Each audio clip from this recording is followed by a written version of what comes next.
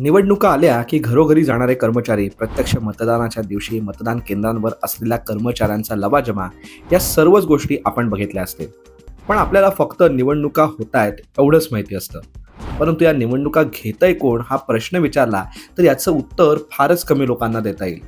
आपल्याकडे या निवडणुका पार पाडण्यासाठी दोन निवडणूक आयोग काम करतात. केंद्रीय पातळीवर केंद्रीय निवडणूक आयोग आणि राज्य पातळीवरती राज्य निवडणूक आयोग. लोकसभा, राज्यसभा, सर्वच राज्यांच्या विधानसभा, विधान परिषदा यांच्या निवडणुका केंद्रीय निवडणूक आयोग घेतो. तर सर्वच राज्यातील स्थानिक स्वराज्य संस्थांच्या निवडणुका घेण्याची जबाबदारी ही त्या त्या राज्यातल्या राज्य निवडणूक आयोगाकडे असते. 1992 पर्यंत या निवडणुका राज्य सरकारच घेत होत्या. परंतु 73व्या आणि 74व्या घटनादुरुस्तीमुळे या आयोगाला संविधानिक दर्जा मिळाला. राज्य निवडणूक आयुक्तांची नेमणूक ही राज्यपालांकडून 5 वर्षांसाठी केली जाते. त्यांच्या पात्रतेचे निकष देखील केंद्रीय निवडणूक आयुक्तांसारखेच असतात.